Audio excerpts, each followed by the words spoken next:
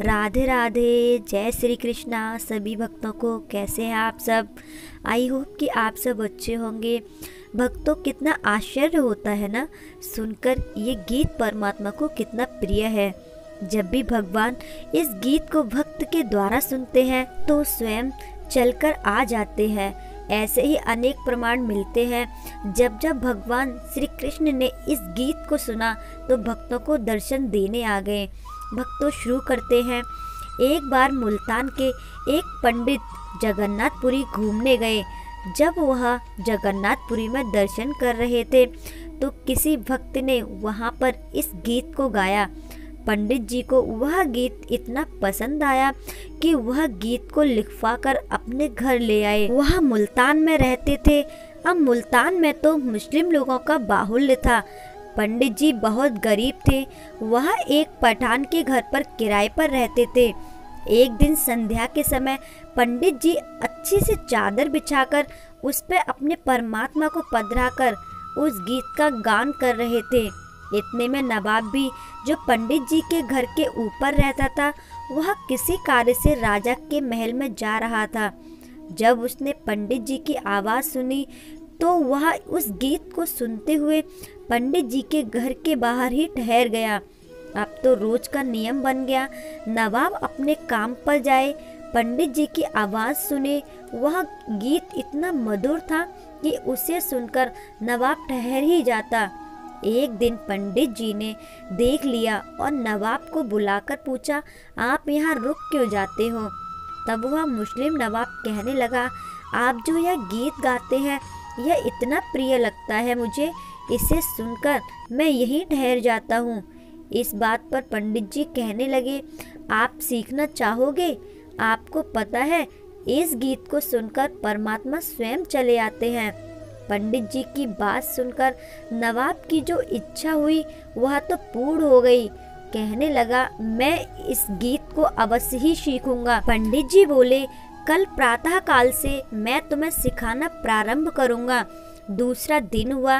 नवाब प्रातःकाल तैयार होकर पंडित जी के पास आकर बोला, मुझे इस गीत को सिखाइए जिससे परमात्मा प्राप्त हो जाता है। पंडित जी गीत गाने लगे। वह गीत इतना मधुर था कि अब तो नवाब अपनी सुध बुध भूल गया। थोड़ी देर बाद जब नवाब को होश आया तो कहने लगा, पंडित जी मुझे तो अपने शरीर का ज्ञान ही नहीं रहा। तब पंडित जी कहने लगे, मैं तुम्हें ये गीत सिखा दिया है। अब इस गीत का एक नियम है, जब भी इस गीत को गाओ तो पहले एक आसन बिछाना। आसन बिछाने के बाद श्री कृष्ण की आवाज़ लगाना। वह स्वयं आकर इस गीत को सुनते हैं। नवाब ने कहा, मैं तो सरकारी मुलाजिम हूँ, कभी किसी कार्य के लिए युद्ध पर जाना होता है, कभी मैं घर पर रहता हूँ, कभी मैं घर से बाहर रहता हूँ, तो आसन कहाँ कहाँ बिछाऊंगा? तब पंडित जी बोले, जब भी युद्ध पर जाओ तो गीत गाने से पहले आसन को घोड़े के ऊपर बिछा देना और यही सोचना कि परमात्मा मेरे साथ है। पंडित जी की बात सुनकर नवाब पर ऐसा असर हुआ, जब भी वह गीत को गाता, आसन बिछाता तो उसे यही अनुभव होता कि मेरे परमात्मा इस गीत को सुन रहे हैं। कितना अद्भुत है ना यह गीत। एक दिन नवाब राजा की आज्ञा से युद्ध पर जा रहा था। अब मार्ग में उसके पास आसन तो था नहीं। अब नवाब ने गीत गाना प्रारंभ किया। वह भूल गया कि मुझे आसन बिछाना था।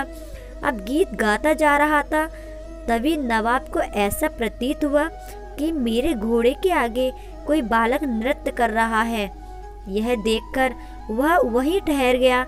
नवाब ने सोचा, यह कौन बालक जो नाचते हुए चल रहा है? फिर उसने पुनः गाना गाना प्रारंभ किया और उसे फिर से वही दृश्य दिखाई दिया।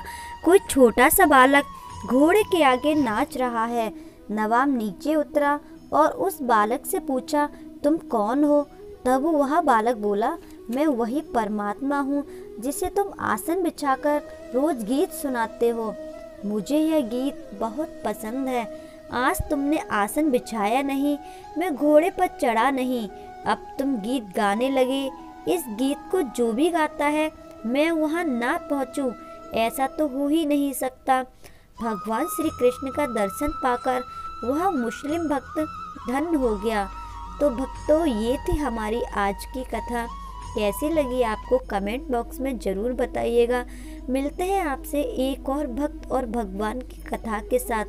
तब तक के लिए राधे राधे, जय श्री कृष्णा।